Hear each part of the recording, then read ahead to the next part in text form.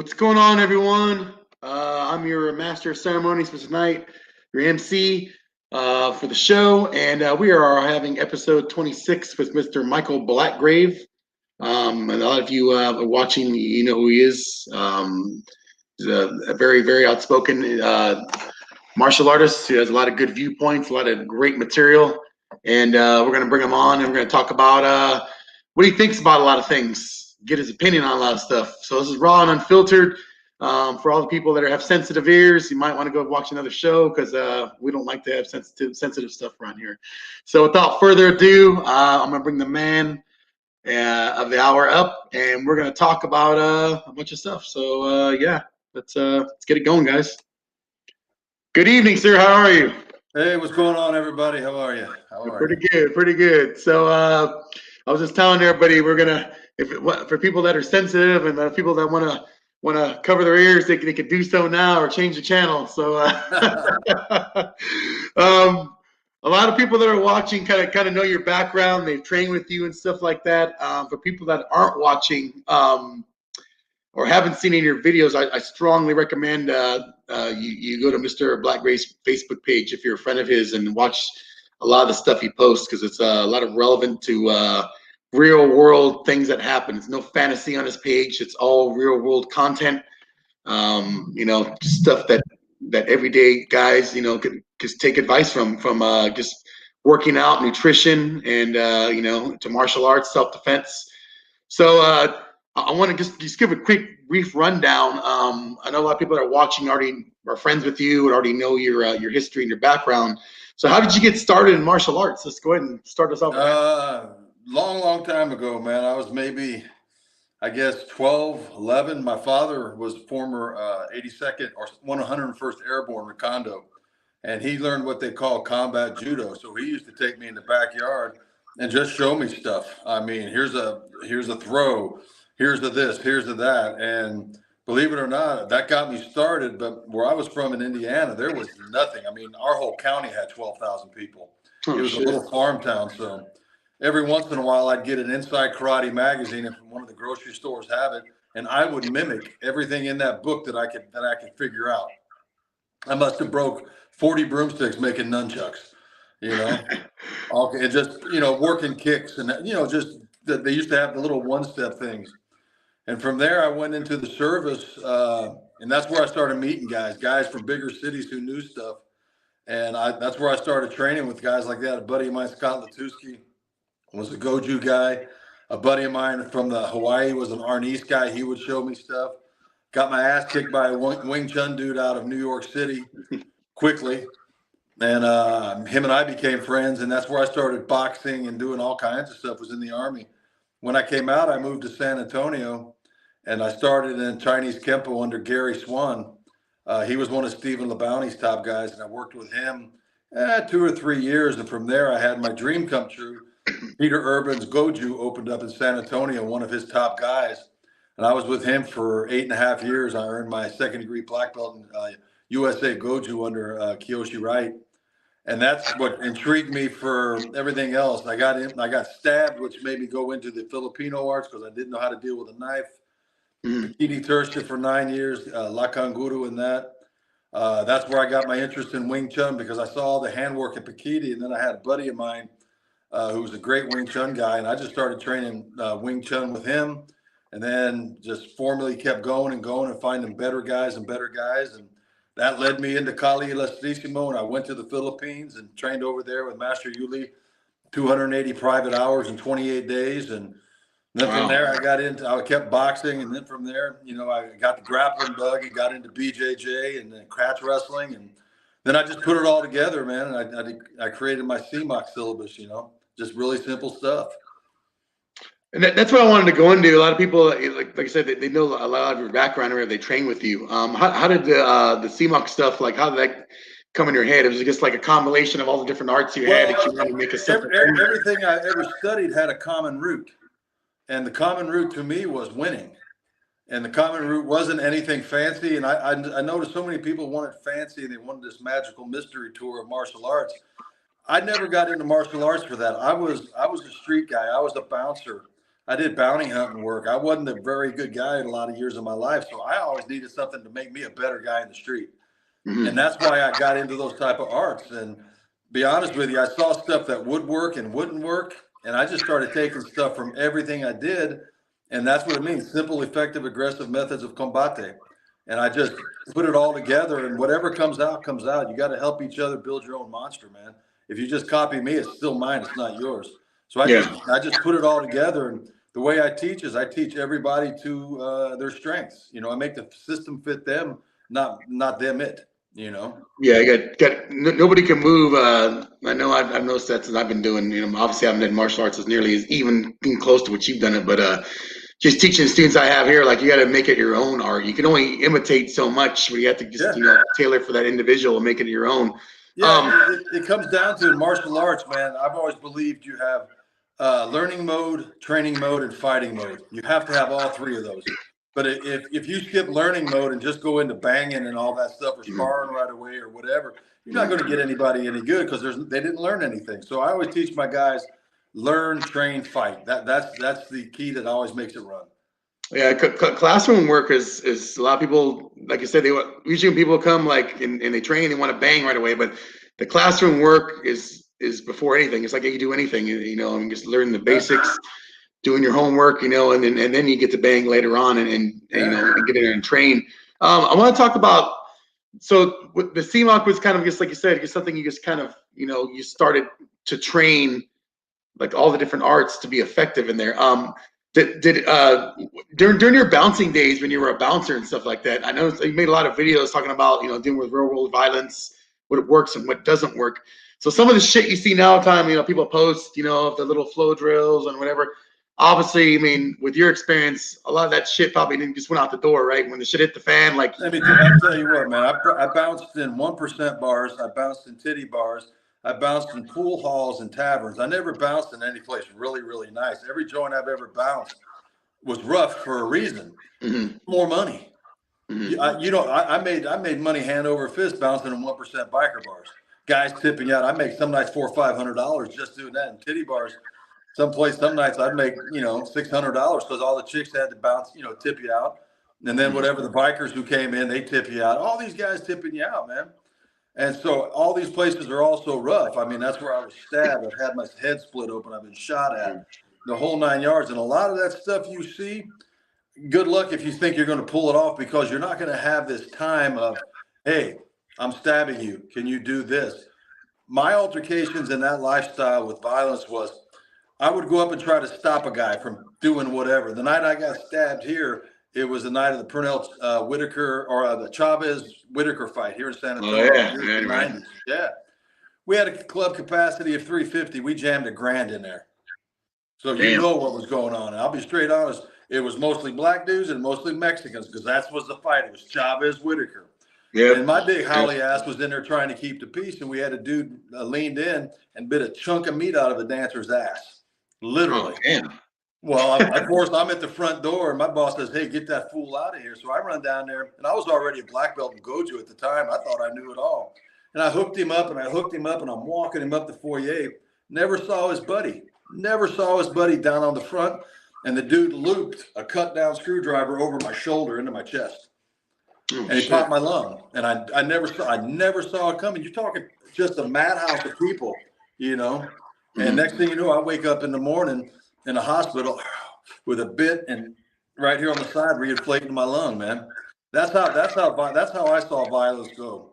Every time in the club situation, you try to be as nice as you can. You're ordered. You can't do a whole lot. You can't beat the shit out of people, or you're going to jail.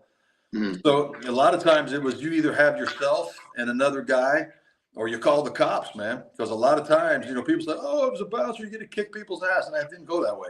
You go to jail just as quick as them fools. But when the violence popped off, number one, you got glasses. Number two, you got bottles. Number three, people snuck shit in. Number four, you got coke. Number five, you got booze. You got all this volatility. You got strippers ready to rip people apart, you know, alcohol flying. There was none of this virtuous, honorable violence. It doesn't happen like that. Not in that world. So I guess what gets your opinion, this is a show that we like to talk here, raw and filtered. When you see the shit, And I know you're very vocal, guys. I've seen a lot of your posts, for a while. When you see people teaching supposable self-defense for like being in a bar, real world violence, and you see those flow drills, you see them talking about, this and that. And I'm not going to mention any names, and we don't talk about names in here. But when you see that, what goes through your head? I mean, I know you make videos about it, and you talk about like if you think that's going to work, What basically goes to my head is, God bless you.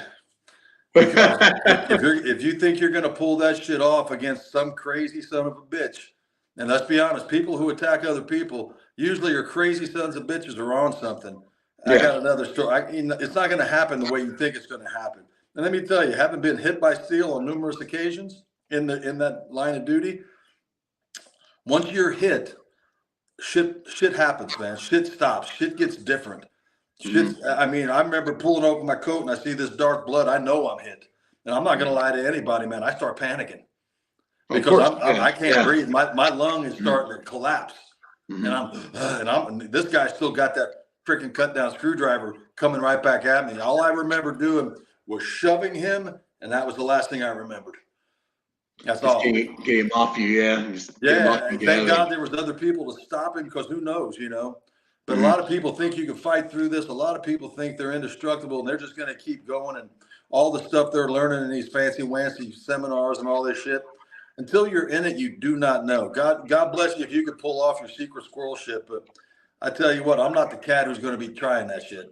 Not me. Yeah. So just take us through I'm coming in, I'm a guy, like, I have no experience, like, just an example, like, I'm off the street, but I come to you and I say, hey, Mr. Blackgrave, I want to learn some self-defense. Like, what can you show me? When your students come to you, do you use your experiences, like being as a bouncer? Do you give real life scenarios and say, this won't work, this is what's going to work?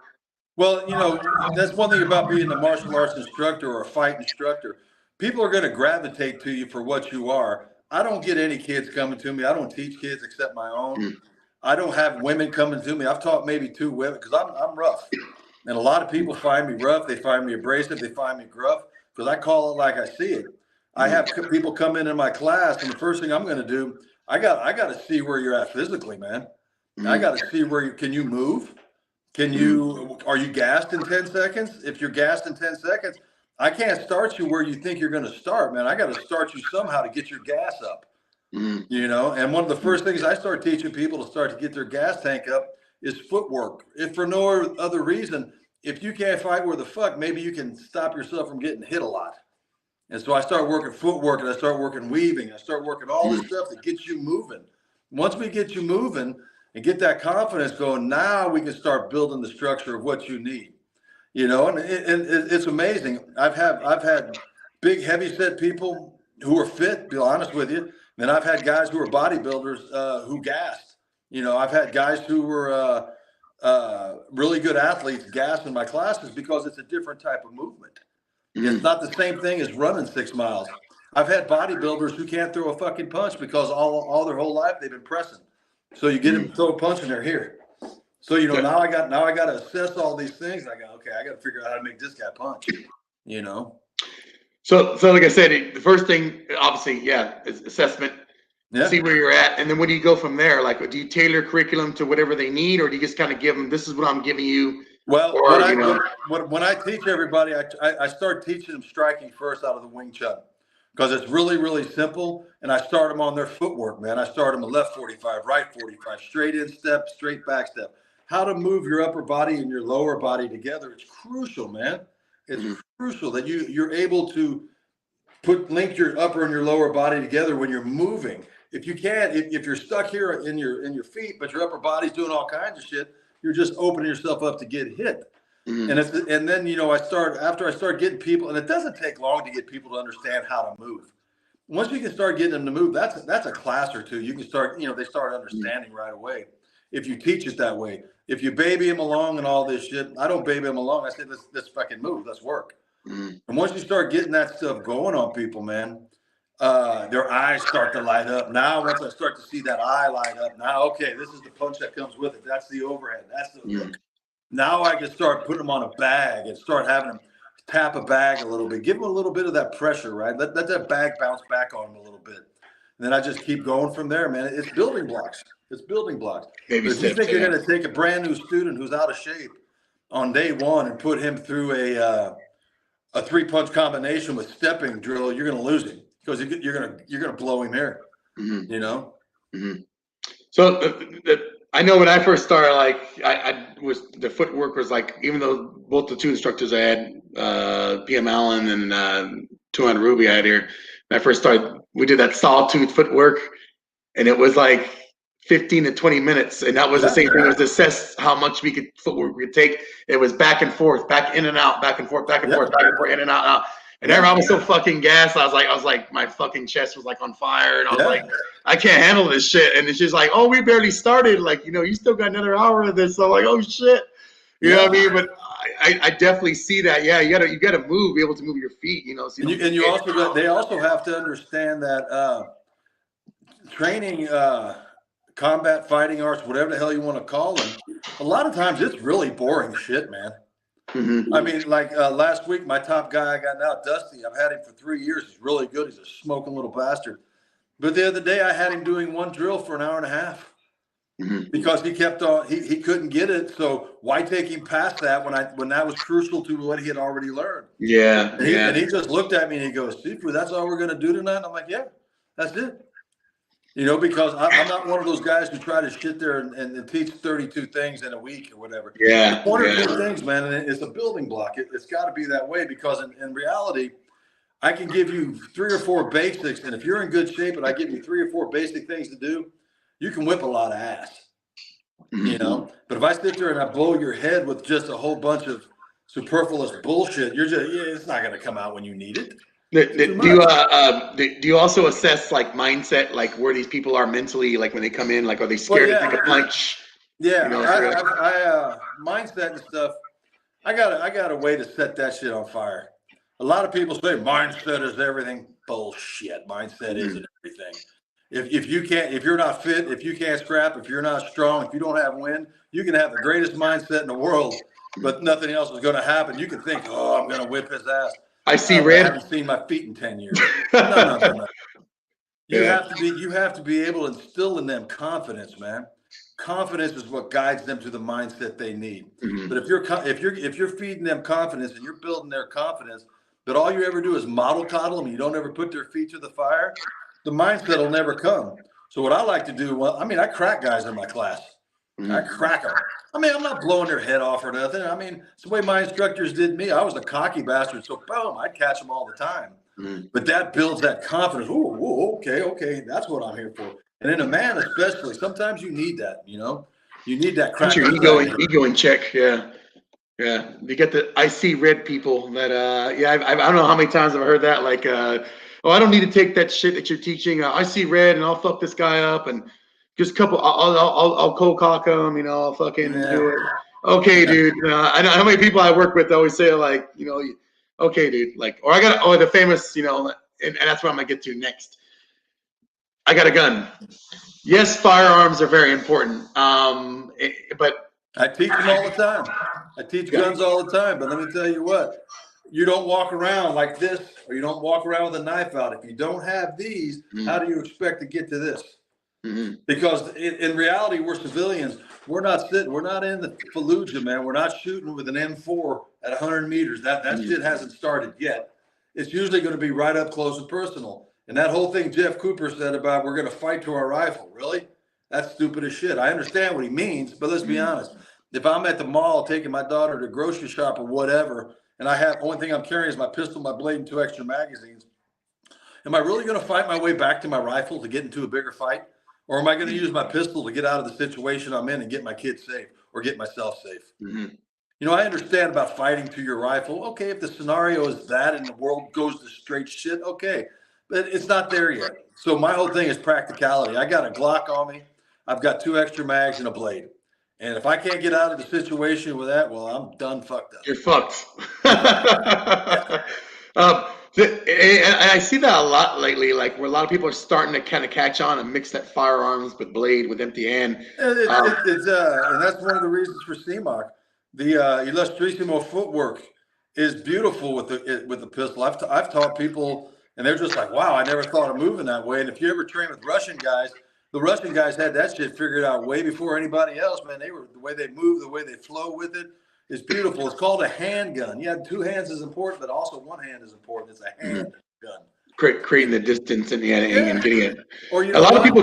Why do we always got to create distance? Why can't we just drive the shit out of it? That works too. And a lot of people too, like you said, some people are. I mean, I live in New Mexico, so I mean, it's like Texas. Everybody carries a gun around here, but so many people are just so like focused on going to the range and taking their wife out there and their kid out there and just shooting targets instead of actually learning how to draw, actually learning how to apply mechanics, in situations. And I do have a friend who actually has a concealed weapons group here that's actually teaching people how to draw and stuff like that. But the majority of the people around here, especially right about, it's go to the range, practice paper targets, center mass.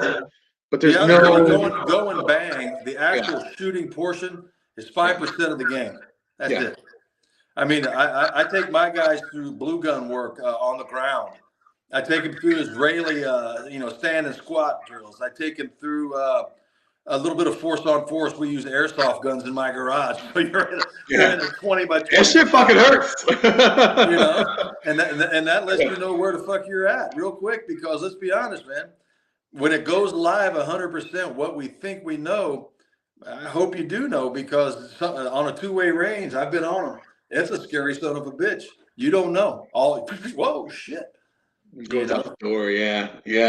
And I've also seen too, like so many people, like they focus on, the bigger caliber, the bigger this, the newest that. It's like, dude, like, I mean, me, I carry a 43X, and then I also have a Model 29. So I mean, I like revolvers. I'm a revolver guy.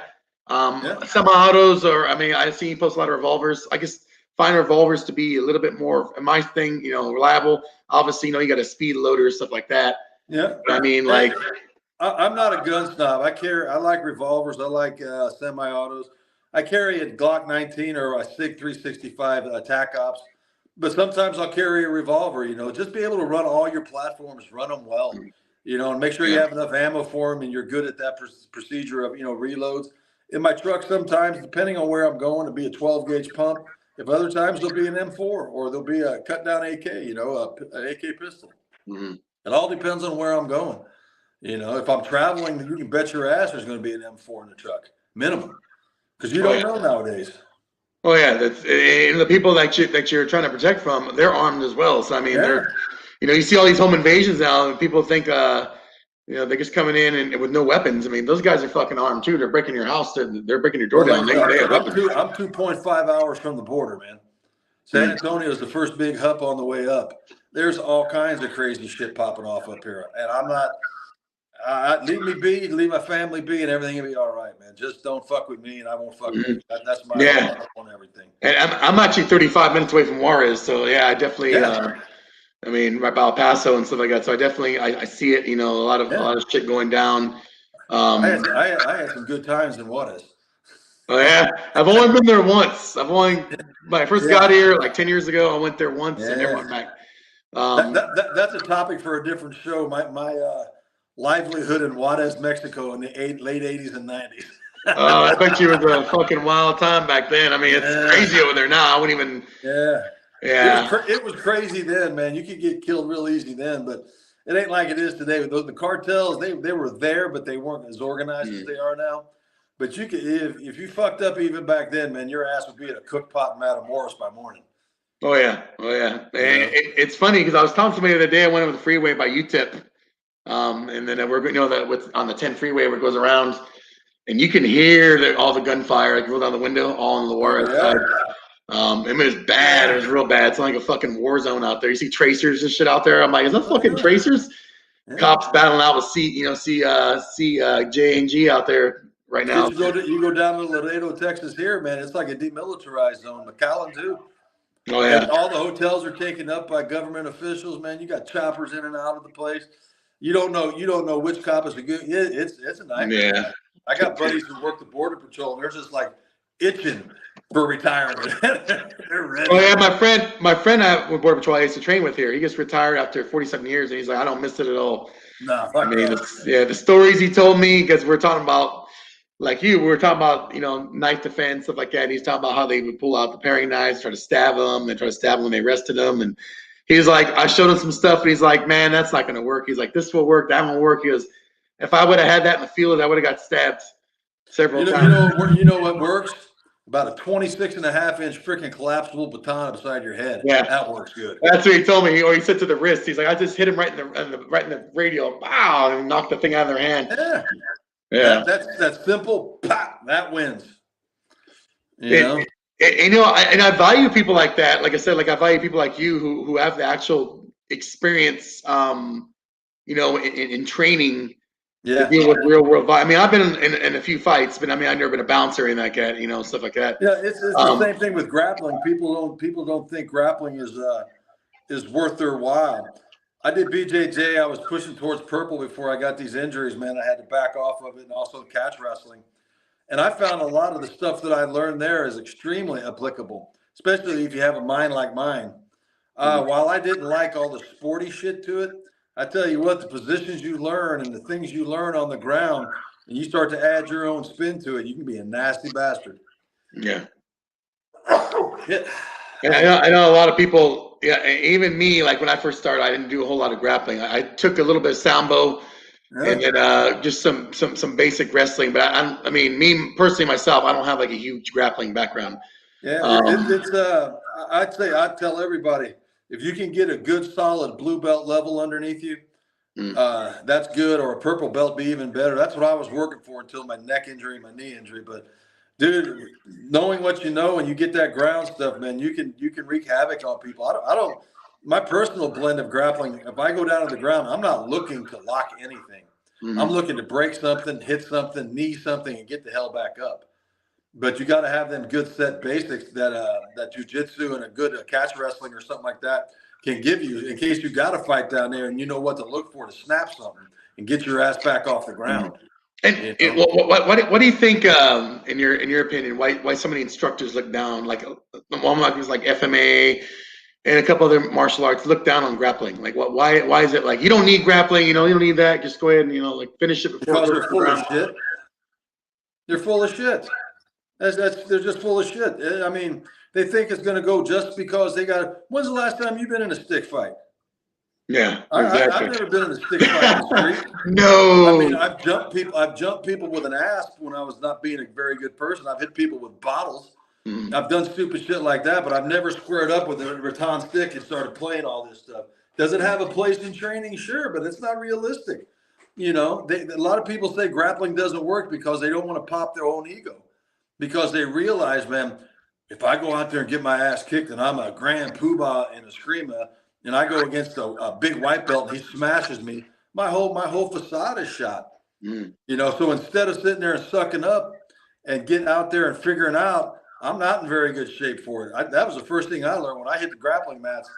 I thought I was in good shape then because I was doing a lot of yoga and I got real skinny and real light. I was down to 227. Shit, I got ragdolled in that joint. Because my cardio wasn't there. Now that I work on that and I got bigger and stronger, you start to understand no matter what if some dude drags your ass to the ground, a lot of the stuff that you think you can apply in any system goes right out the window. Because number one, you're going to gas. Number two, you're going to have pressure on you. Number three, you got a guy who knows what he's doing. Get a D3 wrestler, take your ass to the ground and hold you down there. You're going to gas quick. So you got to have some type of, and not this doomog shit people talk about either. Whatever the fuck. I mean, come on. I was never shown that. I love Philippine arts and I've trained a lot of them, but come on, man. That's a lot of that shit's horse shit. And like for me, like I think that's why I kind of like. I mean, I got the rank or whatever, but I kind of gravitated. Like me right now, I don't do any FMA. I kind of gravitated away from it like about 2 years ago, and I went into to do more like combative stuff, and knife systems, and then did a lot of C-lot, and even some of the C-lot you got to be careful with. Yeah, I trained a lot of C-lot. Some of it's really, really good. I trained with Eric Kruk out of Arizona. He does Harimau, and I tell you what, I used a lot of Harimau when I was grappling guys. They hated that shit, man, because I was ripping and tearing. And, of course, you get told not to do that, but, it works. But then I've also trained other C-Lot system that was, shit, you might as well call it Joey Jones's Taekwondo. That's how shitty it was. I studied, the Burtons to C-Lot for the street, and I did it and got the instructorship through levels 1 through 4.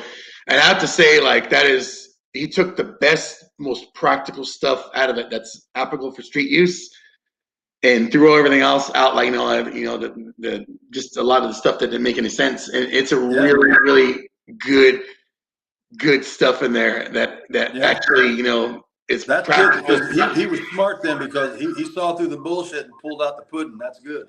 Yeah, I mean, man, I took it and I was like, fuck, this is some good shit. And there's no like fucking, we're not doing, the flowery shit. I mean, a lot of the movement was in there, but he isolated everything that was good that you could actually use, like, throat grab, takedown, I mean, there's none of this bullshit like, oh, I'm gonna sweep his leg, whatever. Just good off balancing stuff. And it was really good. That's why, I took it. I did take Parentai under Professor Othman. And he has some good stuff too, but a lot of it was more battlefield. It was like shit, like it told me in prison, if I did a lot of it. So, I mean, some of the Karambit shit is like, we're gonna slice his pecker off, then we're gonna cut his lungs out. Then we're gonna puncture his fucking tongue out. And I'm like, okay, dude, like, I can't be doing that. Like, that's another thing with knives, man. I always tell everybody, they want to be all this, what I call hyper vigilant with a blade. Overkill. And I always tell people, did you realize, man, that, there's something called forensic specialists? They're going to be able to tell which stab smoked this dude.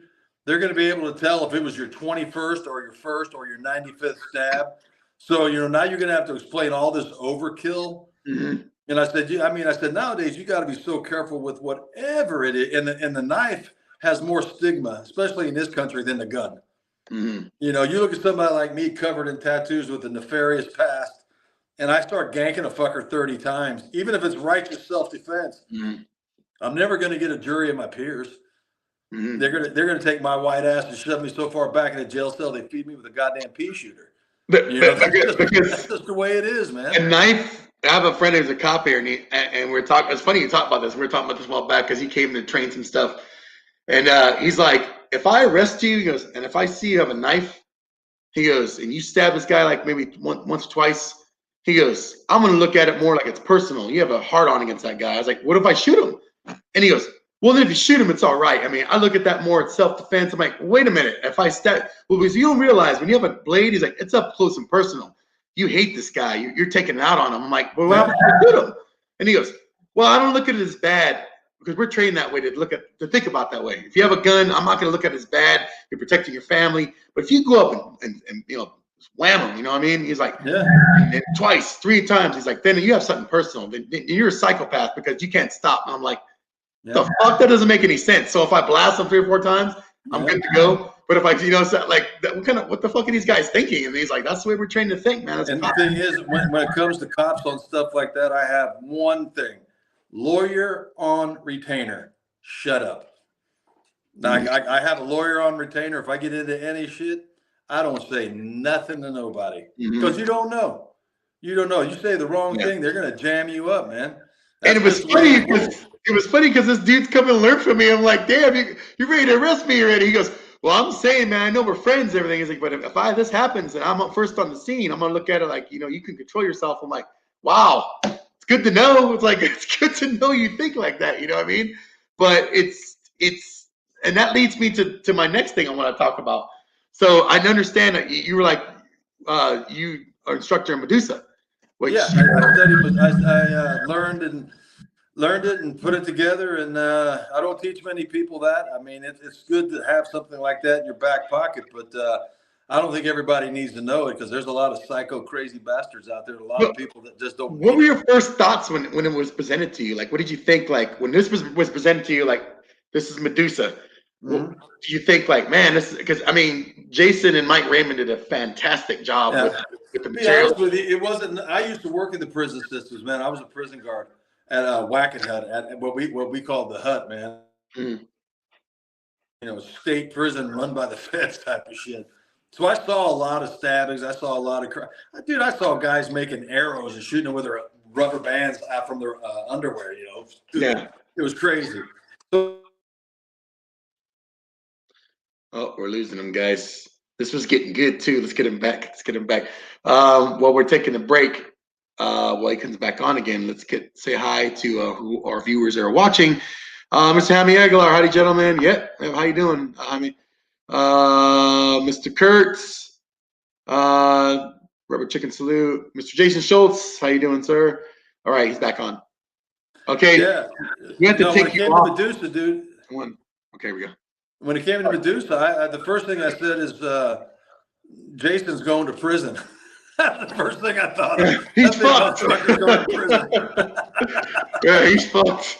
You know, but then I started playing with it, and what I like about it is I could take my experiences that I've had over the years and blend it with my Medusa, and that's, I think, the key to it, man. You got your key basics to everything that you got to know, but also you can put your own flair on it, if you will. I like to move. For a big guy, man, I can move pretty good, and I like to cut angles and stuff, and I like to use a lot of my boxing with the blade, and you know, so it's good.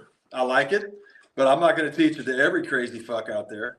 That's sure. Yeah. I think there's I mean, I know the manual is available online for everybody to purchase. Yeah.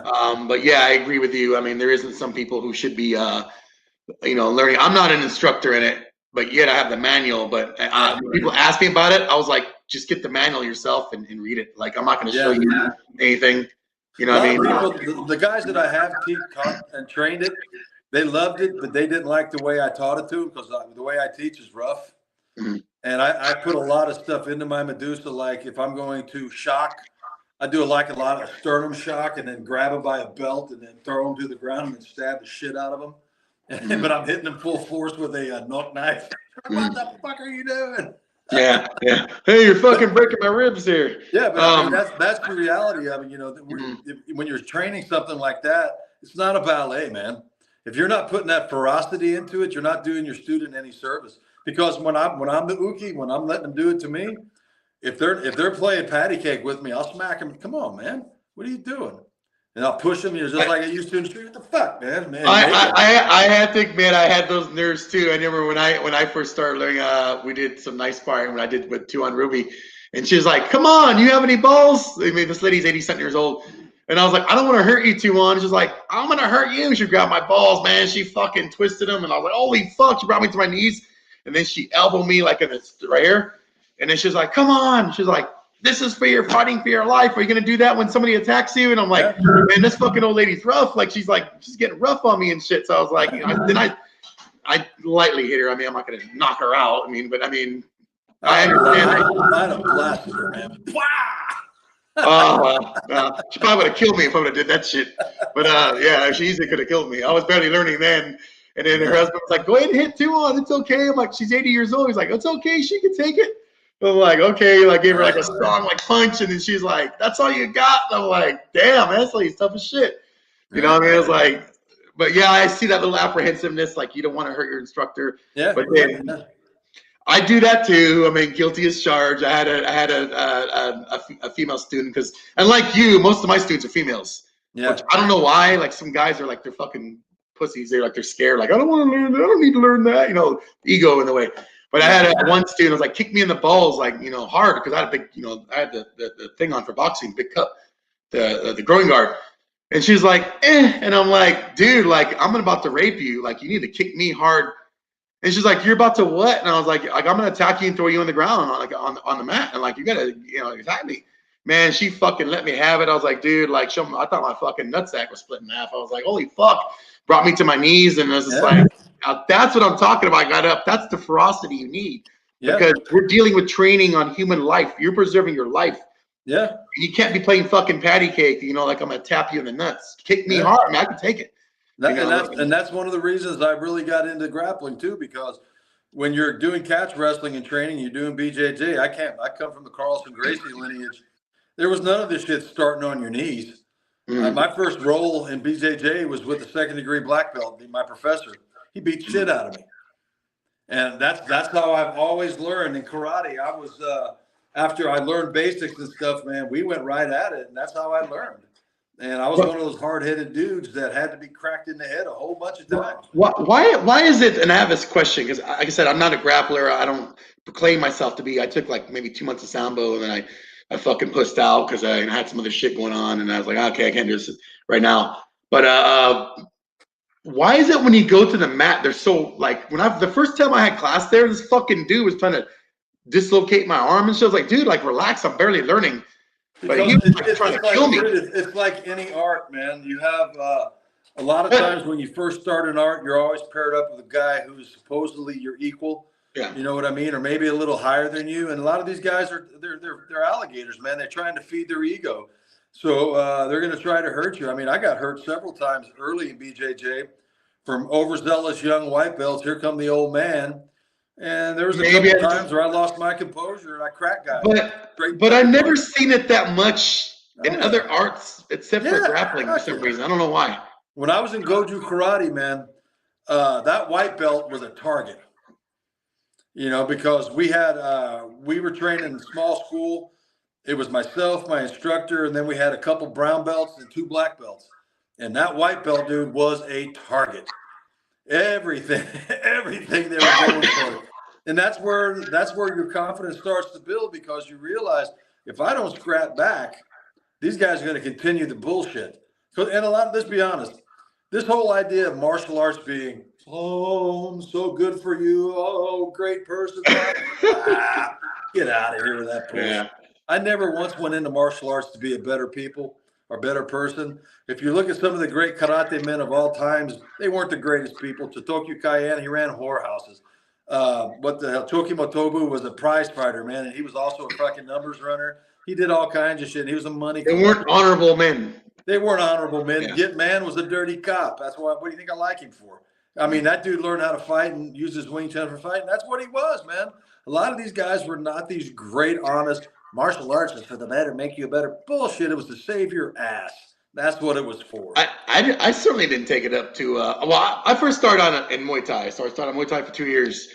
And I did it because I was in the military and I was overseas, and I was like, well, fuck, something better to do. Instead of going downtown and whoring around and drinking, I might as well do something productive. So on class, on base, they had classes, and I took them, and did maybe 1 or 2 tournaments. And then, but I never said, I'm going to do this because I want to be a better man, a better person. It was like, I'm fucking bored. I want to learn how to fucking, some self-defense, just even if it's basic. How to defend myself, but I never fucking went in there and were like, God damn, my whole fucking life's gonna change, you know what I mean? And I'm not gonna go around downtown and drink anymore. Hang on to that, dude. They make it their religion, or they make it their faith, and they hang on to it like the Holy Grail, and that becomes their crutch. That becomes their crutch as to why they ain't worth the shit when the shit breaks, because that's their crutch. That's what they argue with. Well, I've done this. No, it's ridiculous. And online gives everybody the platform to be a dick, so it's good to go, Yeah, with the advent of being online, it's like, you can be a dick. Exactly right. Yeah, it's horrible, man. I mean, one more, like I said, I had that feed the other day. Guys were arguing about Mike Tyson versus. I saw that, and Gracie, And I'm just sitting there going, dude, it's 2023. That was 90s. What the fuck are you talking? Who gives a shit? Who gives a shit? Yeah. God almighty. And then all of a sudden, all of that went into, well, I've been in a street fight and defeated 7 men with my boxing before. Get the fuck out of here. You haven't seen your dick without standing on a mirror, man. Yeah, exactly. Hey, let's not talk about that. So when you watch these videos, like I said, we're going back to social media. Why is there so many egos? Do you think what's causing this lately? It's always been egos, but lately you see these arguments in forums and these arguments. Why? That's easy, because their ass is safe behind glass, and they're confrontational people. If they're confrontational people on glass, they're confrontational people in the real world. They let this shit consume them. Like all of a sudden, it always makes me wonder: do these motherfuckers ever read a book? Mm-hmm. Is there anything besides what this shit is that they talk about all day? And do they have anything else in their life? I can't do it, man. I can't do it. Even when I was on FMA discussion, it was eating me all the time when I was a moderator, and I could see all these fucking people talking about, well, this guy's stick, he's not doing it right. He needs to put his back foot back and his front foot forward. And it's like, everybody's a fucking coach, and it's like as another thing that's kind of turned me off. Like I haven't been on social media a whole lot lately, and when I do post on my social media, I don't post like rarely like fucking any martial arts stuff on there. Yeah. Don't really post training because you know my training is my own. You know, I don't want to fucking advertise it to the world. Yeah, I mean, I'm the same way. I do. You know what I mean? But there's only a few people that I value on social media. You being one of them. For just honesty and brutal reality of what you know, of what happens and what shit they post. And you don't just post martial arts stuff; you post stuff about life, you know, about being a better person. Which leads me to my next question. We're talking about nutrition, and I see nutrition is. I mean, I'm not saying I fucking ate cauliflower and fucking tofu all day. I love barbecue, and I know you made a comment a while back, and like these greasy son of a bitches are eating their ribs and their brisket, and I was like, oh fuck, that's me he's talking about. You know what I mean? But I do work out. You know, I do keep in reasonable shape. You can eat anything you want, man, if you train right and you eat right and you don't go into crazy 5,000 calorie. Yeah. I had a badass cheeseburger tonight, man, with a beautiful brioche bun with lettuce and tomato. You know, I eat what I want to eat because I train so hard. But the key to it all is, dude, you got to move. Mm-hmm. You got to move. And I try to eat real clean. And by clean, I don't mean, just bird food. I mean, I try to eat mostly organic stuff. I love to cook. My mom, since my wife passed, my mom comes over every day because she lives around the corner and does all the cooking for me and my daughter. So it's all man. Hell yeah. But yeah, I'm big on nutrition, man, because without nutrition, if you don't have the proper fuel in the furnace, man, the fire ain't gonna be worth a damn. Why do you think it's not? Why do you think it's not emphasized as much in the arts now? Like, why do people not emphasize? Because people like being a fat fuck. They like it. Let's be honest, man. People they like their life the way it is. People like their comfort. They believe that they're martial art, even though they can't see their feet. They believe that what they're doing is somehow going to get them to the promised land of combat. They're hoping this great combat fight happens, that they can use their martial art just the way they learned it. All this stuff, they live in this Middieville, man. They live up here because until the day comes when some big son of a bitch with a high point puts it in their fucking head. Now what? Because a lot of people are Walter Middies, man. They live in this fantasy world of what they think is going to happen because their instructor said, oh, this is how you do this. Mm-hmm. They never take it out of the box. They never look at it. They never look into the mirror. That's how I had to get right, man. I looked in the mirror 6 years ago and I saw a 336 fat piece of shit who couldn't see anything except a whiskey bottle and a burger. That's it. And I'm talking burgers.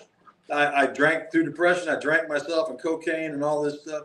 I got myself up to 336 pounds of nothing but goo, man. I had to look in a mirror and be honest with myself and say, you ain't what you're telling everybody you are. Get right. That's when I started getting right. How do we get more people with proper nutrition? Like, what do we do like to like just try to put it out there in a positive way, but don't be afraid to hurt feelings. If somebody comes, like I had clients come to me for yoga and or for martial arts training, and their bellies are out to here. They can't hardly move. They're already having neuropathy problems in their feet. And they're in their 30s. They're already having heart attacks, palpitations, all these things. Mm-hmm. And I'll tell them straight up and honest, dude, you're out. I need to get you in shape before you even do martial arts. Let's get you flexible. Let's get you working. And I tell everybody where I started was Diamond Dallas Page's Yoga, DDPY. That's where I try to start everybody. Buy the app, get a mat every day, do what it says on the app, and it will work. If you work it. If you don't work it, it ain't going to work. But you're never going to outwork a shitty diet. If you're still slapping back 5 bags of peanut M&Ms a day, no matter how hard you work out, it's still not going to work. And those life choices, like even me, I don't drink soda anymore. I cut soda like almost 2 years already. Yeah. It makes me sick. Yeah. Even candy bars, I can't eat like candy bars anymore. Like that gives me the shits, makes me sick. I just can't do it. I got rid of it. My idea of when I eat snacks, I like fruits, fresh fruits. Yeah. A lot of times I'll strawberries, like a big old hunk of chicken, for a protein snack late at night if I'm hungry. Sometimes I'll just I have a lot of Greek yogurt I eat, put berries and honey with it and all that. Oh yeah. Yeah. So it's not hard, man. I mean, I eat. I'm big. I'm 6'5", almost 6'5", about 255, 265. I probably smash down 3,000 to 3,500 calories a day. Yeah, you're a big guy. You need it. You need those You know? calories. Yeah. Can't be starving yourself and shit in there. No. I'll never give up barbecue, so that's not going to happen for me. But No, I can give up everything else. You know what? I'm very picky of the barbecue I eat. Mm. You know, I'm very picky. I don't use a lot of sweet, sugary sauces. I try to go naked in my stuff now. Yeah. You know, stuff like that. Dry rubs. Yeah. I like Jaime's barbecue. That fucker can barbecue his ass off. Really? Well, I'm gonna have to go challenge him. So I tell him, hey, you want to do brisket? Or you want to do pulled pork or what? Because you know, we could do it. I went to culinary school, so but I've been I never sought out to be a culinary person. I use my GI Bill. I'm like, fuck it, I'll pick culinary and I'll cook. Yeah. You know what I mean? Something to do. But I have about 12 smokers, so I have different smokers outside. And I barbecue pretty much every fucking day. Like I'm out there. That smokestack is going like all the time. And the kids are always bitching, you know, like barbecue again. I'm like, fuck, you could be eating cold rat meat. You know, you're eating fucking St. Louis ribs and eating chicken. Right. But it's like, as far as the nutrition, you're dead on. It's all about, you know, about the willpower to do it. So do you want to better yourself? Because it also willpower. Everything you want to accomplish in life, if you don't, it all starts with willpower above all else. If you don't have the will to do it, you'll never do it. You can have the mindset, oh, I'm going to do it, or the heart, they say. But if you don't have the will to get your ass up and go, it's not going to happen. You know, it's just not going to happen. There's a lot of days I wake up and I don't want to do shit and train, but you know what I do? I go do it anyhow. You know. I tell you, as a person who's a big inspiration, and he's in the comments right now, and he actually has a question for you. It's Mr. Eric Harris, and he has advice. He wants advice for anyone who's chair-bound like himself.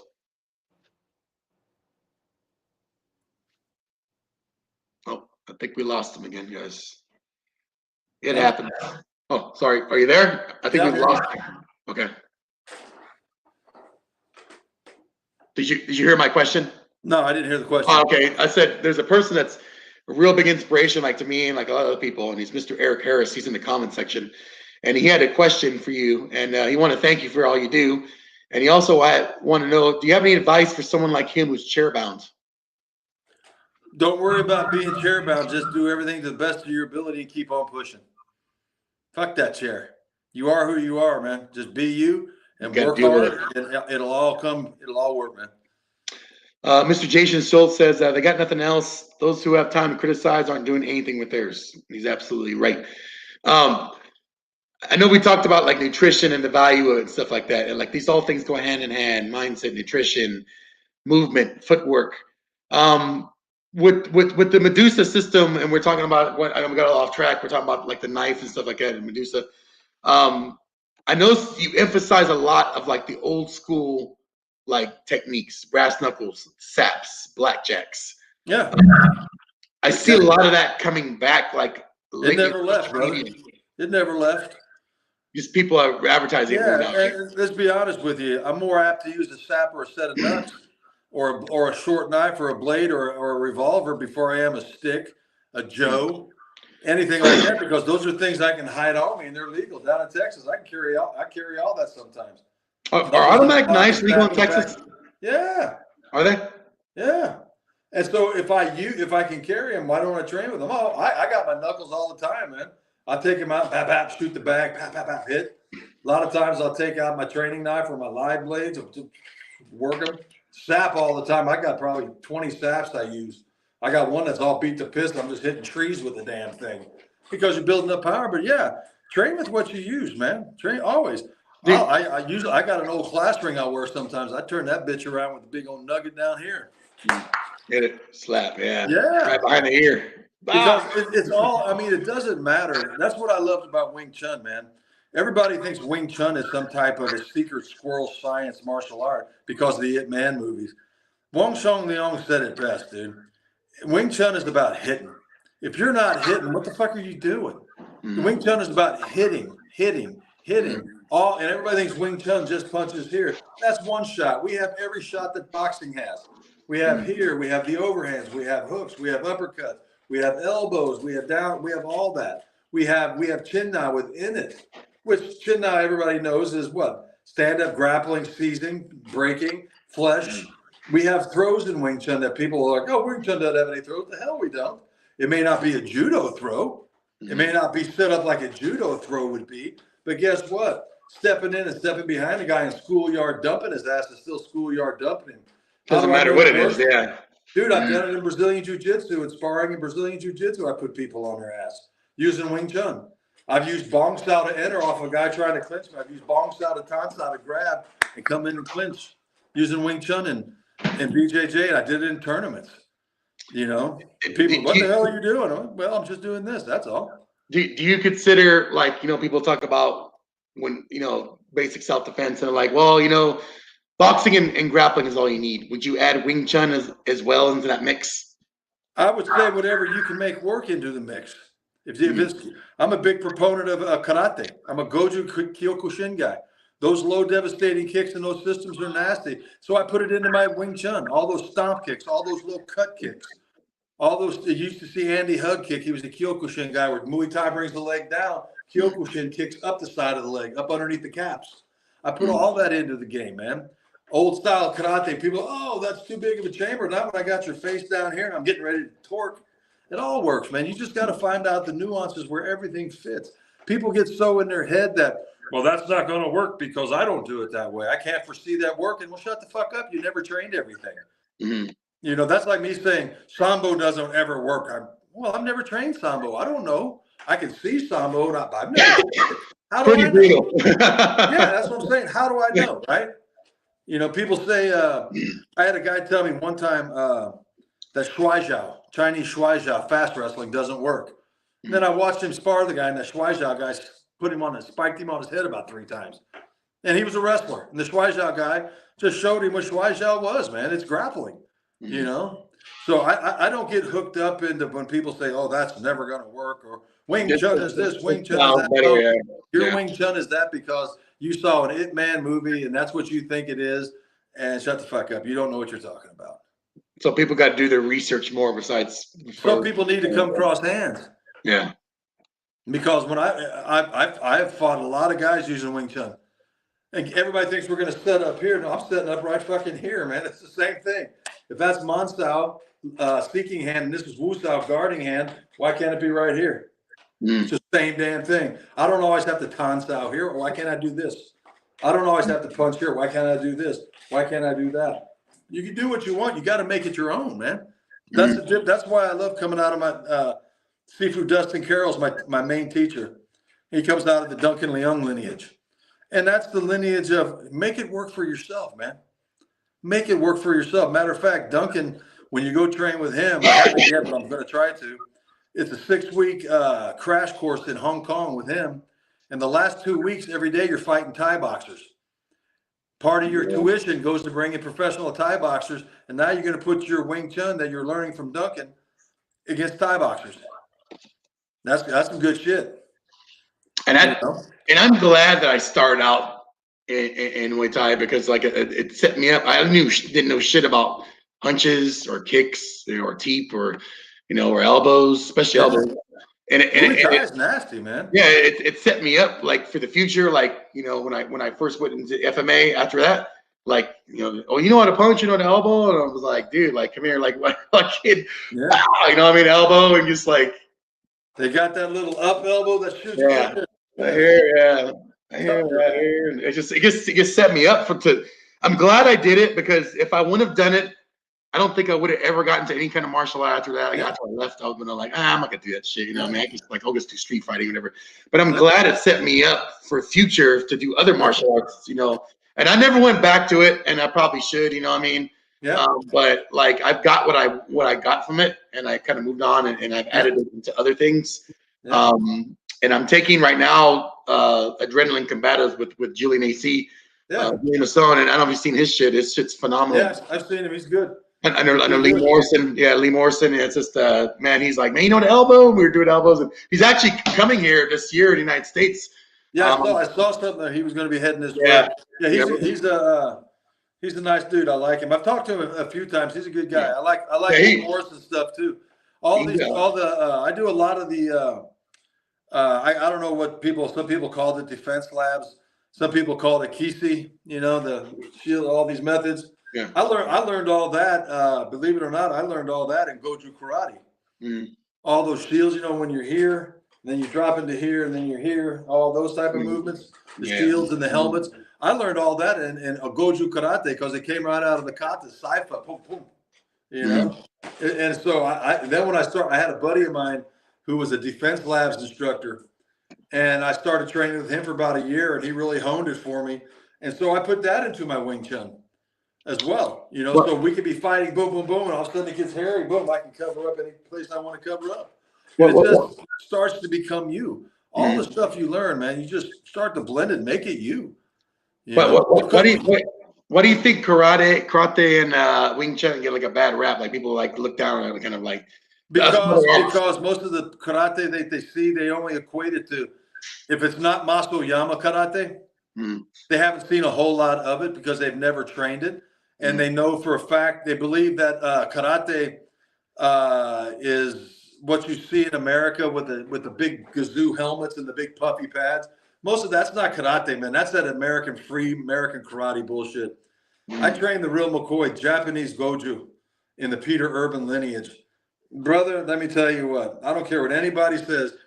If you put somebody in that ring against a good karate man, and you're fighting Ippon or you're fighting Kyokushin, you better bring your fucking lunch because it was bare knuckle. And sure, you weren't allowed to hit the face, but I tell you what, my nose was splattered a bunch of times. Man, and so people look at karate and they automatically think kids tournaments, big foam pads, because they don't have any, they don't do their due diligence. Go see a Sabaki championship. I fought that shit, man. I didn't walk for a week and a half one time after one of those Kyokushin weekends. I was bruised from ankle to hip. And that's just, and it was about, wasn't really who was the best karateka. It was who could take the most shit. I've had broken eardrums, broken noses, broken hand. Hell, I had my little toe snapped in half. Kicked the guy on a side kick. And when he went and he hit it, I caught myself in his gi sleeve with my little toe, and he ripped. And the toe. And I think too, people a lot of get like they see in the movies, and like from at least where I live out here, most of the karate dojos here are full kids, like from age 5 to like 15. You don't see any adults in there. It's mostly all just kids. Real Japanese karate, real Okinawan karate. If you're learning it the old school way, you'll chase people out of the dojo. When I was coming up through Goju, our classes were 2.5 to 3 hours per class. And you started, of course, with the stretching. Usually 10, 15 minutes get you warmed up. And then came the punching drills, right? And then came the kihon drills, up and down the floor, snapping, pow, punching, high block, punch, and you're going back and forth on the floor, going forward, going back, and then it's 100 front kicks with the right leg, 100 front kicks with the left leg, 100 side kicks with the right, 100, and dude, it's just for the first hour of class. By the time you got into learning any type of kata and bunkai breakdown, you were just fucked. Your body. Yeah. I remember that first 6-7 months in Goju, we must have had 25, 30 people through the door, and only me and a guy named Aaron Pullen lasted. That's how bad it was. I mean, I broke hands. I mean, every push-up was on knuckles on a wood floor. Every throw was on that, how they had that springy wood floor. Everything was on that. And just like they say in Mr. Miyagi, at the end of class, brother, it was wax on, wax off. You know why? Because for conditioning, you would have to stay on all fours, but off of your knees and move down the floor, washing it. All the students washing it, and then the next student drying it. That's how we cleaned the floor. But you got in shape doing that shit, and that's what that was for. And then Kamishawati, breaking, hand conditioning. I got huge knuckles from Makiwata boards. I mean, just Lakan. And man, it was. Speaking of the hand conditioning, I had Jason that is watching right now. He actually had when I took a couple classes with him, he was talking about, because I work with metal. I mean, I do sheet metal, fabrication, welding, machine work, all stuff. And he's like, get a piece of T6. He's like, and just kind of hit it, and like hit it, And I've been doing that for like the last couple of months, and I've noticed, my hand has gotten stronger by hitting that piece of aluminum, all the time and watching TV, as big as fucking feeding my face, I'm like, give me that piece of metal. I'm sitting there like, watching the game, whenever, and just like, my kids are like, wait, what are you doing? And I'm like, I'm conditioning my hand. And it actually works. Now, I actually thank him for giving me that suggestion. I use a big old stone I have. It's got a little groove already worn in it. Big old stone, river stone. Yeah, it actually works. And I don't see a whole lot of people doing conditioning like that, hand conditioning, in arts. The old ways are the old ways, man. I mean, I'm 60 years old. I came up doing this stuff in the late 70s, 80s, 90s, back, when before Brazilian Jiu-Jitsu hit, So over here, I mean, there was judo and karates and everything. And the East Coast of karate, man, was banging, dude. There was guys up there who flat kill you. Peter Urban was one. You had Thomas LaPuppet was another guy. You had John Oliver was a guy. You had all these great Heidi Ochiai, all these guys up there. Ron Taganashi, the last American who ever committed seppuku in Central Park, killed himself. He was dying of cancer. He went in there one morning, opened up his gi, killed himself. Man. You had Frank Ruiz, the guy who stopped. He dumbass literally stopped the moving car, fucked him all up, and he did it. Yeah. But so we had that mentality of tough guys, man, hood rat guys from New York City, and the New York City karate scene at one time, man, you'd get your shit pushed in really hard. You fuck up there because these were tough dudes. These weren't nice people doing karate. These were rough guys. My instructor was from Bedford-Stuyvesant, New York City. Kiyoshi Wright, big brother. He was also a war veteran, a tanker. He had that whole really militaristic mindset. Mm-hmm. And when you trained with this guy, man, there wasn't none of this hi-ya, pull your punch shit. I mean, I came out of there green stem several times, like I said, cuts, the whole 9 yards. He was teaching you to fight with karate. And those lessons I hold dear. And that's why I incorporate a lot of Goju into what I do, because it's very similar to Wing Chun in a lot of manners. The hitting is hitting. And if you're not hitting in a street fight, what the hell are you doing? Yeah. I'm not looking to grapple you. I'm looking to smack you. Take you out. If I have to grapple, I have to grapple. But let's be honest. In a street fight, if I know it's going to go and I can see it's going to go, why am I waiting? Most people will wait because they're afraid of the ramifications of going first. Yeah. If you go second, you end up, fuck that. And that's what Julian's been teaching me, like, because obviously he does close quarter protection, and he also works the doors at the club. Yeah. And I always pick his brain, he's like, I'm showing you this for a reason, because this is what I use when I throw guys out of the club. And he's talking about preemptiveness, you're not going to sit there, your hands are up, whatever, you're moving your hands, whatever, and bam, you know what I mean? Just a non-telegraphic striking. And I think he excels in that. And I think that, a lot of people are afraid to go first because all that's, the fucking cell phones now. Everybody's this guy punched him first. I saw it, you know what I mean? And I know the rules are different in UK, and I do tell them that, hey, man, we train, I know the rules are different in UK because they're allowed to go first over there. Yeah. Without any ramifications. You're defending your life.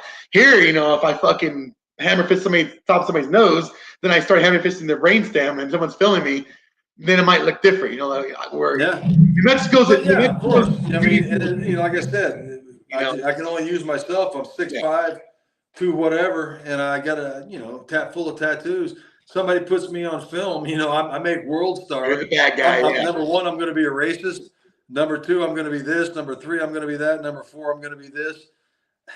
I don't give a fuck, basically, because like I said, I'm 60 years old. I got more water under the bridge than I got in front of the bridge. So fuck it. Dox me. I don't give a shit. We're talking about those tough guys we're talking about when you're, New York and in different parts of the state or the country. Do we have any of those guys left, in your opinion? Did anybody come to mind that you name that? Yeah, like that.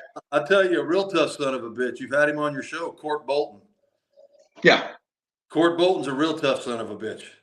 Yeah. Well, how do I know that? I've trained with him. And he's big and he's strong and he's fast and he's knowledgeable and he's mean. He's put more people in pine boxes than probably anybody I know. He was an Army Ranger, all those tours. He done his shit. He's one. Mark Human is another buddy of mine from South Africa, world-class trainer. And that little banty rooster, he'll pine box you. My buddy Scotty Chamberlain, he may be all fucked up with a prosthetic leg and a fucked up arm, but that Aussie will there's a lot of hard dude, but you know what? All these guys, my daughter calls all these guys uncle. When they come to see her, it's hugs and kisses and candy and all this stuff. They're sweet, they're good men. But when you put that push on them, and if I can make a call right now, if shit broke, and they'd be on their way here. They're hard men, you know. It's the guys that are quiet, because I don't really see a big social media presence. Any of the people you've mentioned. So it's those quiet guys like that, the ones who've seen the real shit, who really are the guys that you have to watch out for. Not the guys that are fucking, I'm doing this fucking flow drill, and the pretend guys, I call them. Those guys who've seen the real things are people that, me personally, I seek out for training. Yeah. I did seek out people before that had theories of how things are supposed to go. But never been in actual real violence, or never been in a situation, it's just like, well, I think it might go this way. And I've kind of like steered myself away from it. Yeah. Like recently from training from those people, because I want the people that have been in the shit, who've seen it, and then tell me, hey, you're wasting your fucking time doing this. You need to do this, because this is going to save your life. This shit you're doing here is not going to save your life. And those are the people that I gravitate towards now. Yeah. And you got to, and even then you got to be careful, man, because you got to make sure whatever it is you go to train has value to you. It has to have value to you. I mean, I could go and train wushu, but if I can't make it work, I'm wasting my time. Yeah. And it's the same thing. You got to be respectful. I'm respectful of everybody who does any art, because it's what you want to do. Mm-hmm. You just want to pay bills and go get exercise. Groovy, man. If that's what you want to do, cool. Go. I have no problem. But where my peeve comes in is when people who have no clue put everything that you do or anything that they see into one bag. And I'll just use Wing Chun. People put Wing Chun in one bag. Joe Rogan puts Wing Chun in one bag, until some other people like Tony Ferguson and those guys started breaking some of it out in the UFC, and it worked. And then all of a sudden, whoa, Wing Chun.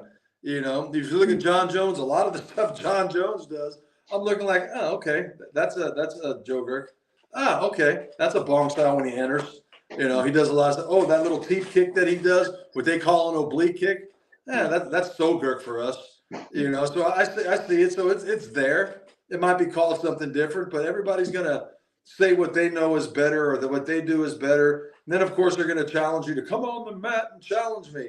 Well, why do I need to come challenge you on the mat, dude? You're the one talking shit. Yeah.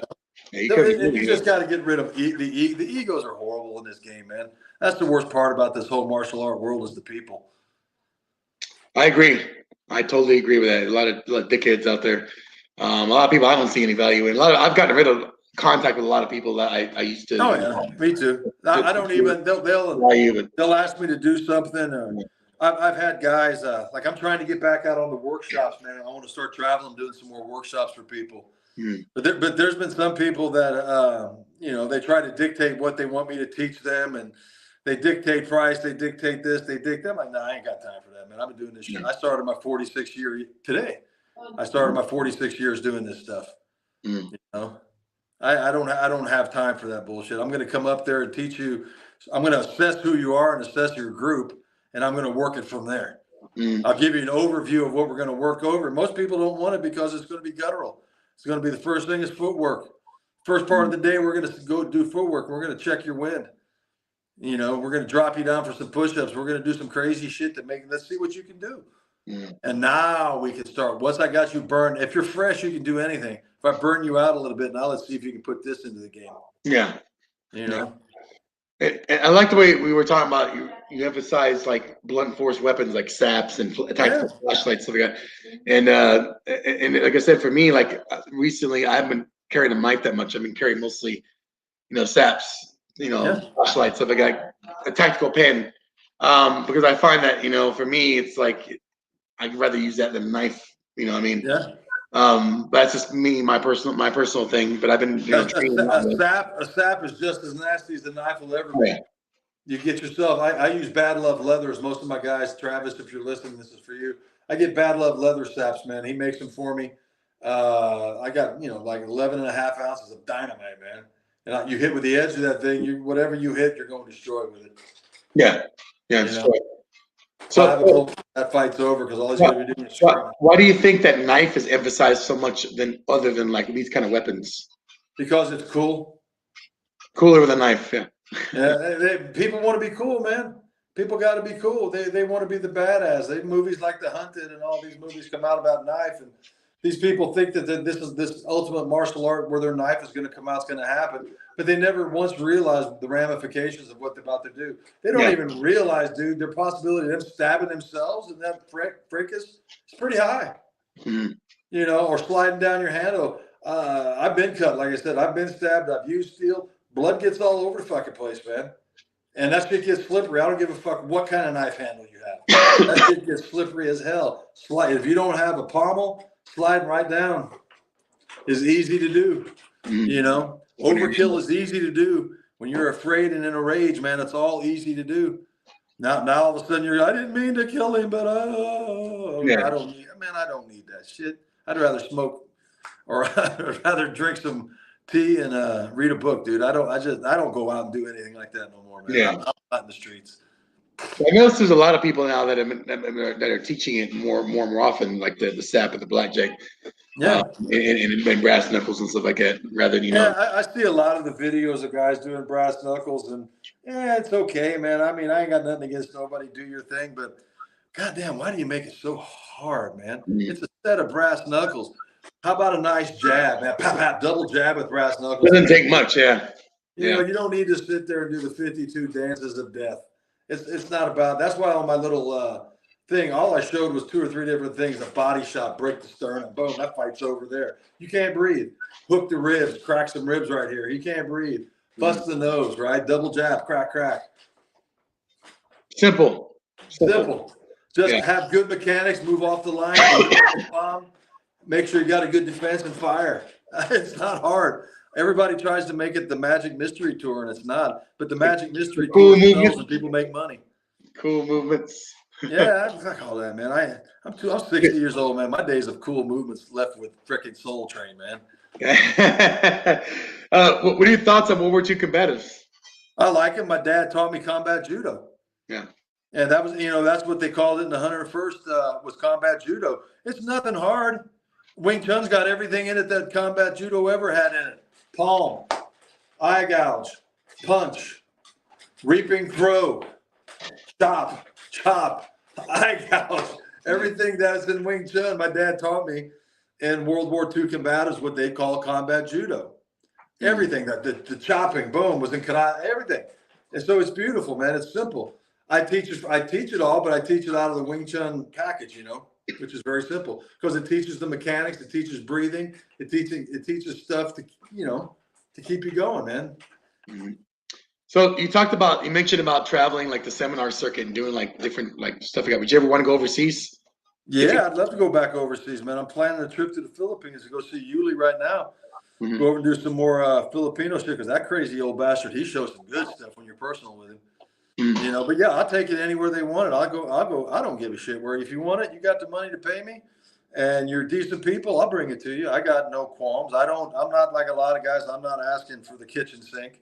My prices are reasonable, and I teach 6 to 7 hour workshops. I like to do 2.5 days. Friday, meet and greet, little workout, get to know everybody, and then get to work Saturday and Sunday, man. That's what I like to do. And I didn't. The only reason I stopped doing it is my wife passed away, and I had 2 kids I was raising. I couldn't travel. It was just me. But what's your dream place you would like to teach? Oh, my dream place. I'd like to teach in Europe. I'd like to go to UK. I'd like to go to my mother's country of Germany. I'd like to go to Russia. I've always wanted to go to Russia and teach. I know people. I got some good friends from there who live in the States now, and they always tell me how beautiful it is, and that those type of places. I've been all over Europe when I was in the service. I'd love to go back and bring what I do over there. I mean, I wrote a lot of articles for Martial Art Magazine that was out of the UK, several issues of that, got articles in, and it was all planned out to go over there, and then my wife got sick, and that all fell apart, So, like anywhere like in Asia, like Japan or something like that, or something. Yeah, I'll go anywhere, dude. I don't give a shit. I don't care. I'll go anywhere. I'll go to Mexico. I'll go to South America. I don't care. I'll go anywhere. So if someone wants to set up a seminar with you, how do they do that? All they got to do is contact me via Facebook or mblackgrave@gmail.com. Let's talk, get on the phone, and we'll set it up, man. Have skills will travel. And I guarantee you, you're going to learn something. You're not going to learn a lot because I don't teach a lot. I can't be one of those guys to teach you 40 things, but whatever I teach you, it's going to be simple, to the point, nasty, and something that you can work after I leave. And you're like, wow, fuck, this is nice. And people can also seek you out, right? They can travel to your place. Yeah, anybody wants. My Ludus doors are always up, dude. I teach. I have group classes on Tuesday and Thursday nights, but I'll accommodate people's schedules if they can't make it. Just come by, man. We can work. I do private lessons, group lessons. I just like to train, man.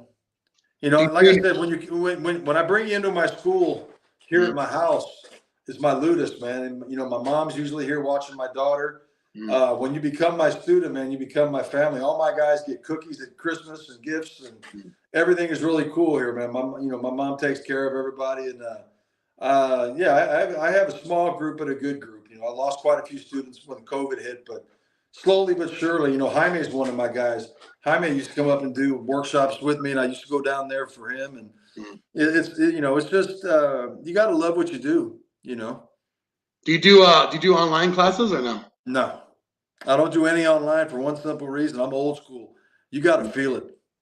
There's too many nuances that I got to teach you, especially when you're starting to talk Wing Chun. I could show you a Bong Sao, but if you know, how am I going to correct it if you're not feeling it? If you can't stop this with your Bong Sao, right? And raise it. No, it has to push out. No, this has to be here. No, drive with your shoulder.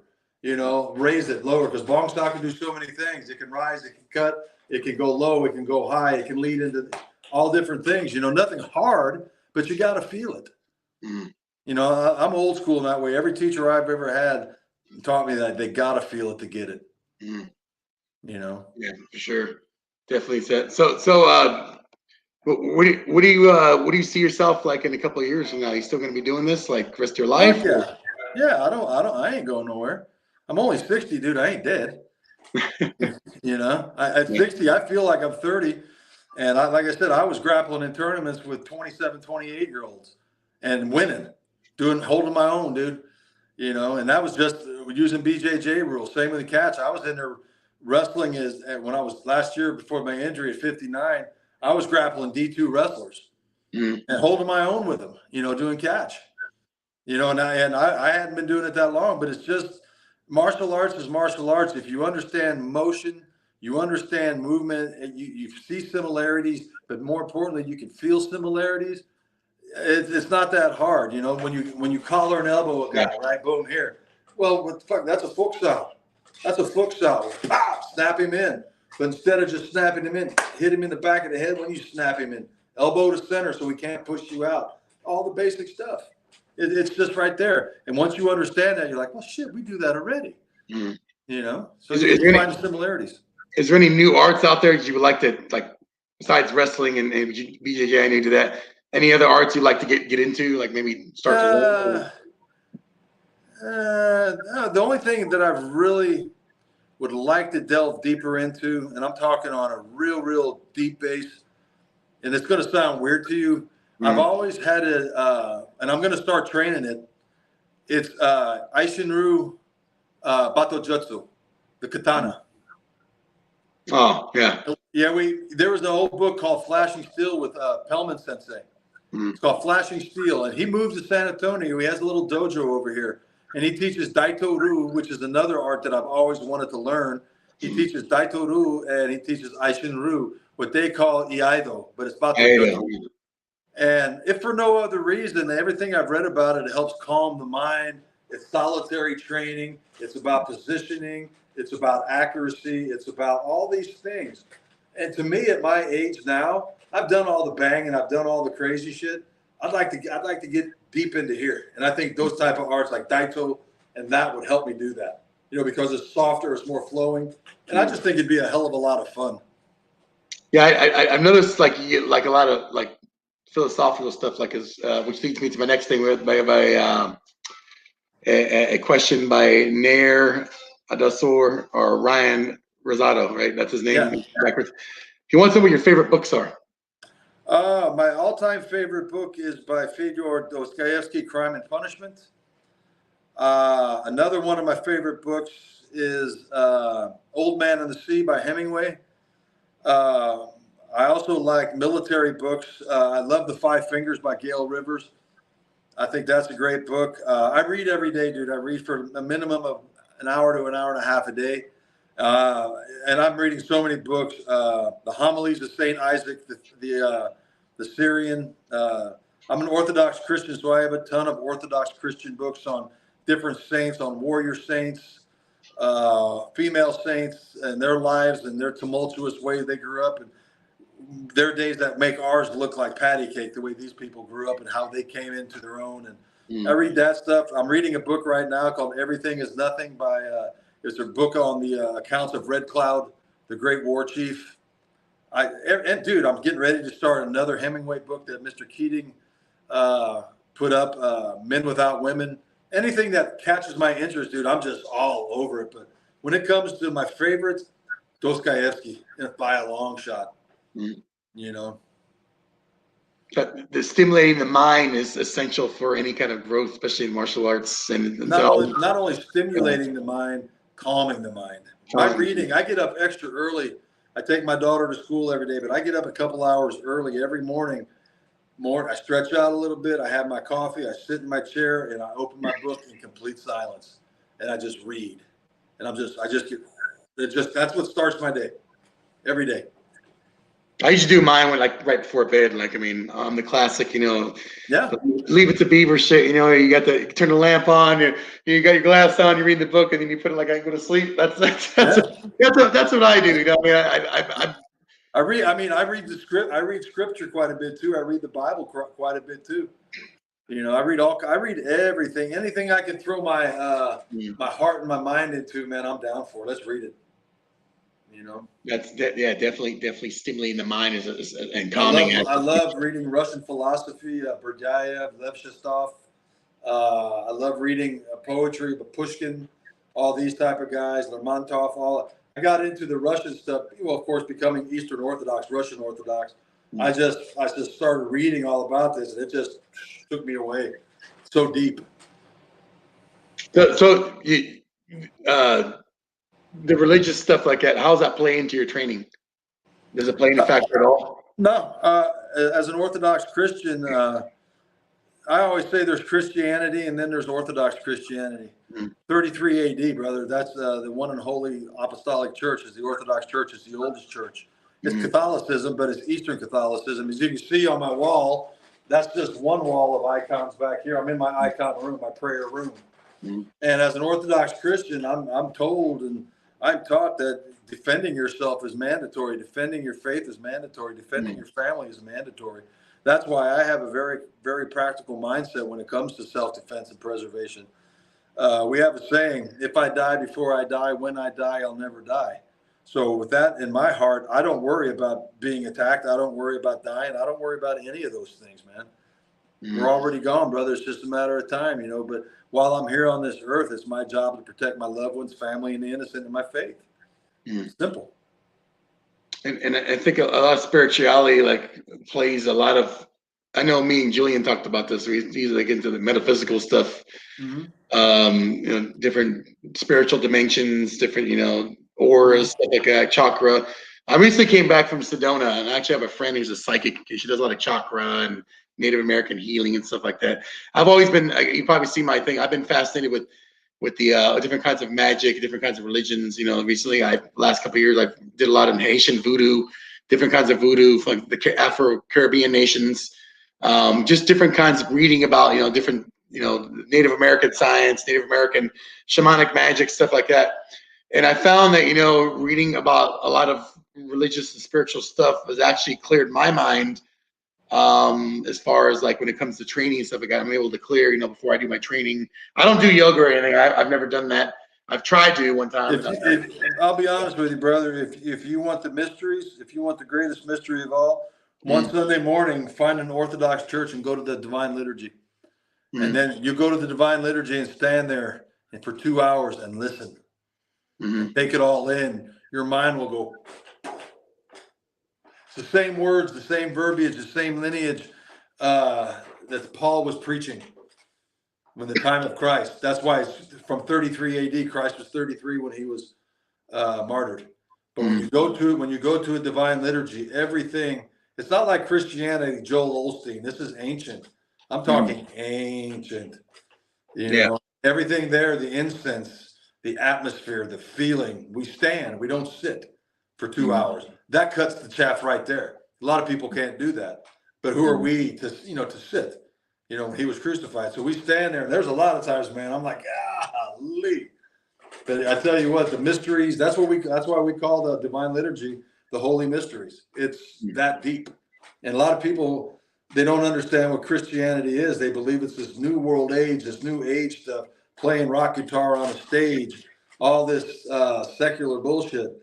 I tell them, go to an Orthodox divine liturgy and just open your mind, and you'll just be like, wow. It'll blow your mind. It'll totally blow your mind. In a good way. In a good way, where you start inquiring, like, what is this, man?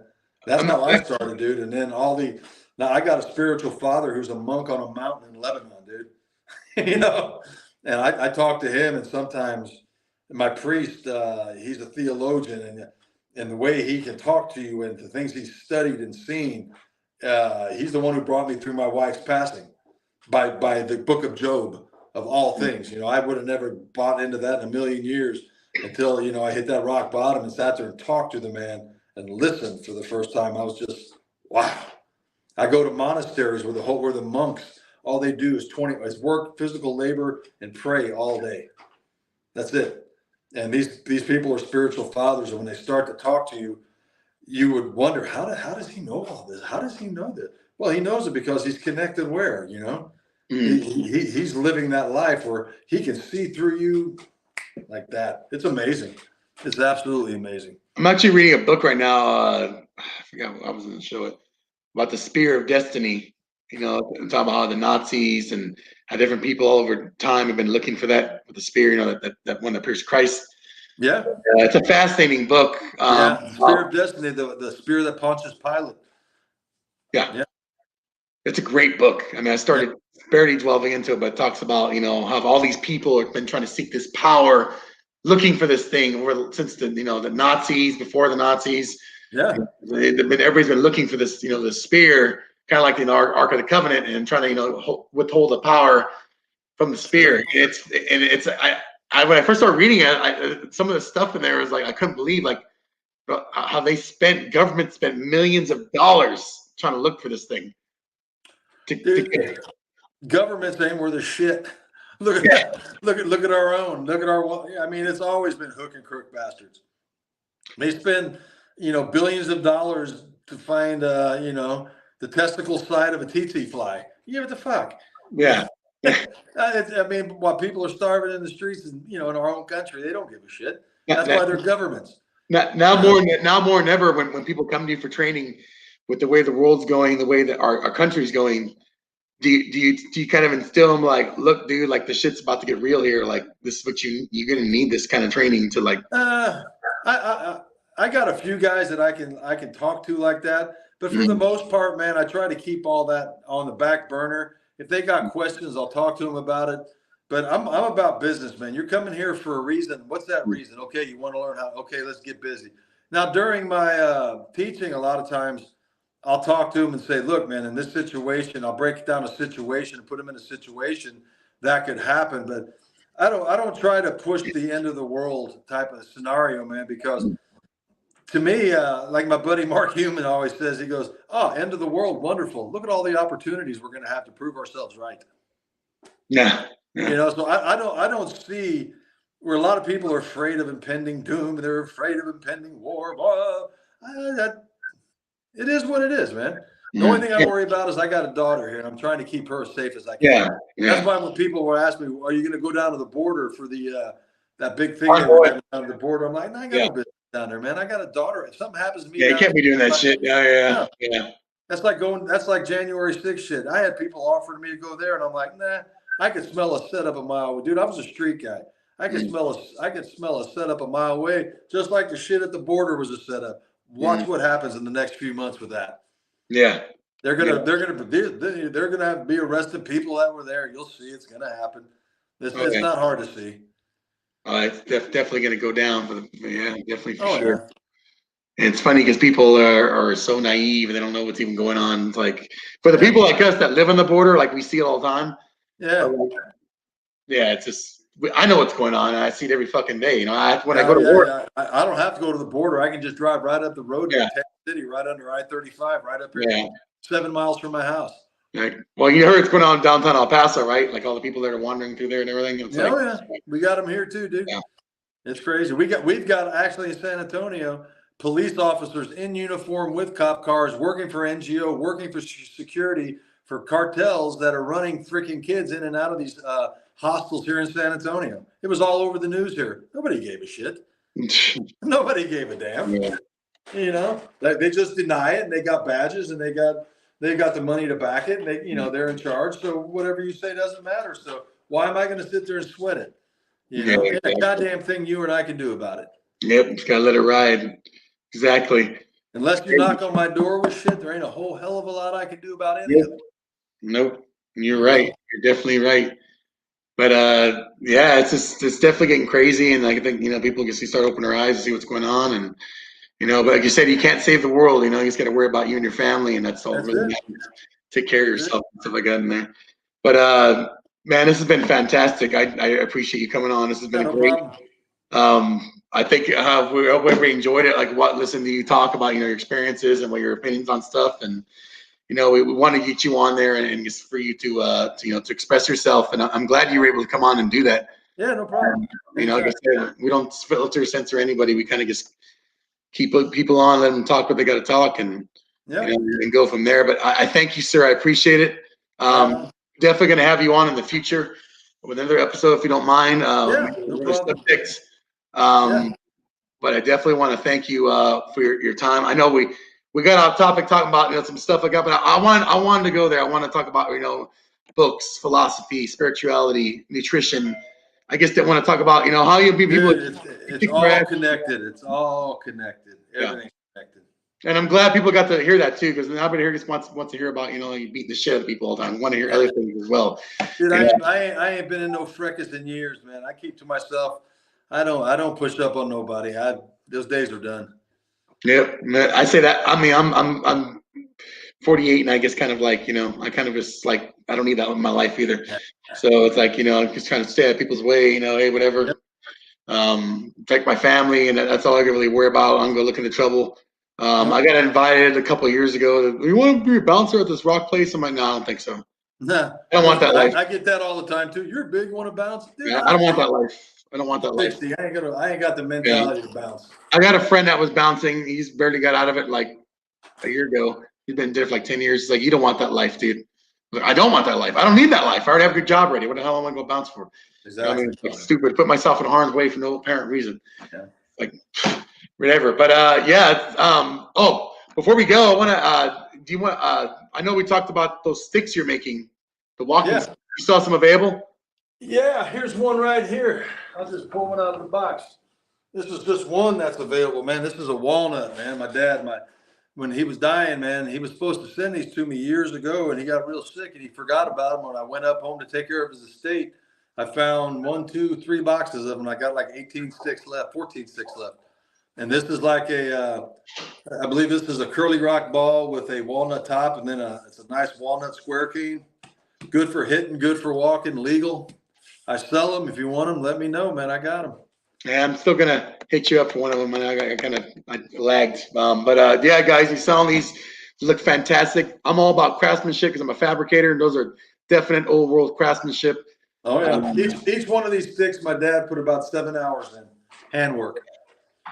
Handmade, guys, yeah. And I'm charging $170 shipped in the United States for one.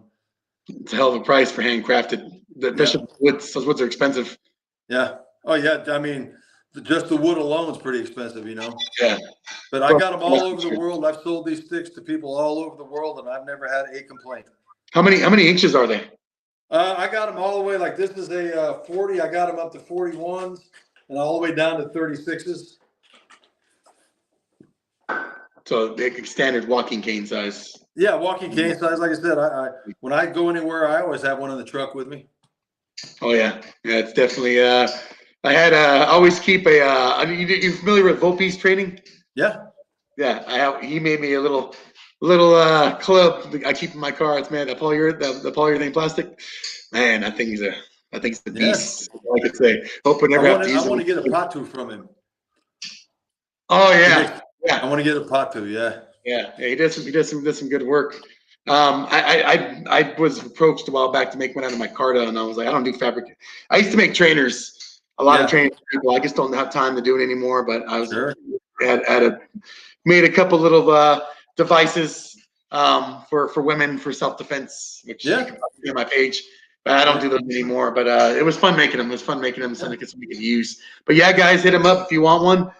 Hit him up on his messenger, and they're available. Great craftsmanship, 170 shipped. Hit him up for training, seminars, just general stuff on life, I guess, right? People can hit you up. If people want to just do yoga, man, I'll be glad to teach you my yoga system I built. Mr. Mike Blackgrave, the Renaissance man. Yeah. Guy does everything. But yeah, we're definitely going to have him on in the future, guys. Maybe we're going to pair him with somebody else and get a subject and get another conversation going. But I thank you, sir. I appreciate it. Thank you very much. Peace. Be good, guys. We'll be in touch. All right, brother. Be good. Bye-bye. All right, guys. There you go. Episode 26 in the books. I hope you guys liked it. I hope you guys got a lot from it. I did. Always a pleasure talking with Mr. Mike Blackgrave. Man, has a lot of good viewpoints on stuff. Life, religion, self-defense, just martial arts. Great all-around person. So anyway, with that being said, Fight House Talks podcast will be rolling on for a little bit.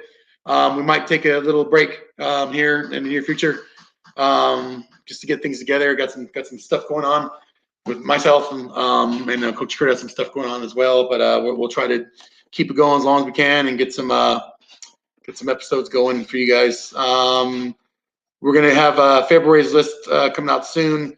I know we've been lagging on getting it out, but we've both been busy and both having stuff called life. We're going to definitely have some more people on, collaboration, interviews. Interviews between now and then will be, a little sparse as we take care of our own personal lives and stuff we got to do. But we thank you and value you guys for watching us, and thank you guys for continue here supporting us. I want to thank everybody that's leave comments and joins in. You guys have been great. You guys have been really supportive. For the people that who say they support the channel and they don't, we see you're not there, for the channel, and it really shows, for the people that show up, and support the channel. That's why we keep doing this for you guys. So anyway, I hope you guys have a great night. Don't really have anything scheduled right now, as per se. Keep a lookout for flyers on the Fight House Talks podcast page. And this will be downloadable. And follow us on Facebook, Instagram, and YouTube. And with that being said, we'll probably see you in a couple of weeks, or a month or so. I know Coach Kurt, I think, has an interview pending this month, but we haven't got a date nailed down as per se yet. But any suggestions for future shows or future guests, please feel free to leave them on Messenger or leave a comment on who you want to see on. We'll do our best to get them on. All right, guys. With that being said, I hope you guys have a great night, and thank you for watching. Thanks for participating in the comments, and we'll see y'all in the future. All right, guys, I'm about to head out of here. See you later. Peace.